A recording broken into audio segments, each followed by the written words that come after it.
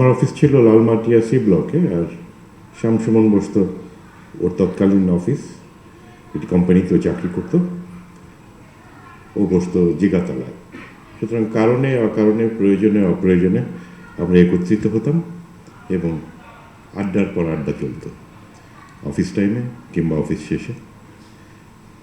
সুমনের সঙ্গে সম্পর্কটা আরও গাঢ় হয় যখন আমরা অভিনয় শিল্পী সংঘ নির্মাণের একটি স্বপ্ন দেখতে শুরু করি, এবং তখন ঘন ঘন আড্ডা চলতে থাকে। অনেকেই সেখানে মিলিত হন, নাম বলে সব দীর্ঘায়িত করছি না, কিন্তু শামসুমন ছিল সেটা কেন্দ্রবিন্দু। তার সম্পর্কে তো আপনাদেরকে নতুন করে কিছু বলার নেই, কিন্তু আমার কেন যেন মনে হয় যে সুমন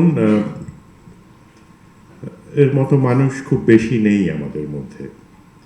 এবং আমরা পরে একসঙ্গে অনেক কাজ করেছি, যেমন আমি যখন চলচ্চিত্র নির্মাণ করি, শামসুমন সেখানে গুরুত্বপূর্ণ একটি চরিত্রে অভিনয় করে।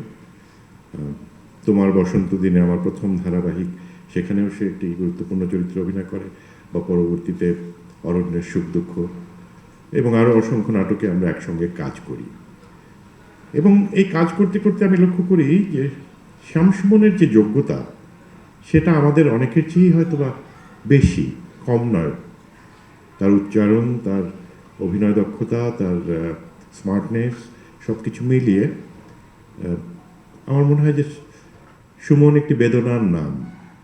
তাকে আমরা আরও অনেক বড় জায়গায় ঠেলে দিতে পারিনি, ও নিজেও চায়নি হয়তোবা। ও সবসময় বলতো, আমি মিডল অর্ডার ব্যাটসম্যান, আপনারা ব্যাটিং করেন, আমি আছি, পরে নামবো।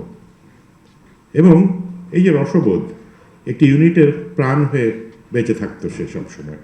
জয়যাত্রায় সে রীতিমতো নোটিশ বোর্ড টাঙিয়ে দিল, সেখানে প্রত্যেকের টাইটেল দেওয়া হয়, প্রতিদিনের ইউনিটের নিউজ লেখা হয়, এবং হাস্য রসে আনন্দে মাতিয়ে রাখতো সবাইকে। সেই সুমন অভিনয় শিল্পী সঙ্গের প্রথম দিন থেকে শুরু করে শেষ দিন পর্যন্ত ছিল, সবগুলি কমিটিতে সে সক্রিয়ভাবে ছিল। যে কোনো বুদ্ধি, পরামর্শ, চক্রান্ত আমরা একসাথে করেছি। এবং এই চক্রান্ত শব্দটি বললাম ওর রসবোধের থেকে নিয়েই আর কি। এবং উডি অ্যালেনের একটা কথা আছে যে show business, you must show up.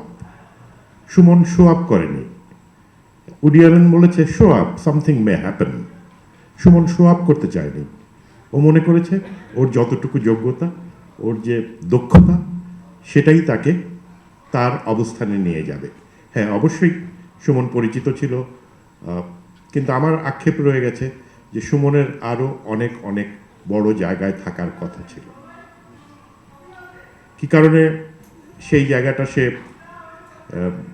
যেতে চায়নি, বা হয়তো সাধারণের মাঝে সহজভাবে মিশে থাকতে চেয়েছে। আজকে সুমন আমার চেয়ে কিছু ছোট, আমরা মনে করি না যে তার চলে যাওয়ার কোনো সময়ে হয়েছিল।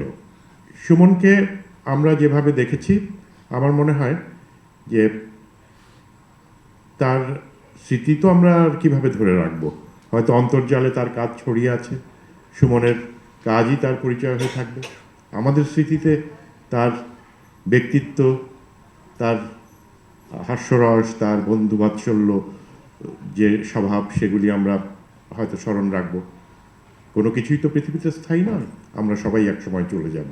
সুমন কিছুটা আগে গেল, এই যাওয়াটা আরও পরে হতে পারত। এবং আরেকটা জিনিস যেটা মনে হয় যে হলের দিকে তাকিয়েও মনে হচ্ছে কতজন এসেছেন, এবং যারা এসেছেন তারা কিন্তু সুমনকে ভালোবেসেই এসেছেন, এবং সুমনকে আমরা ভালোবেসেছি সবাই, এবং নিশ্চয়ই সে আমাদের হৃদয়ে, আমাদের স্মৃতিতে বহু যুগ বেঁচে থাকবে।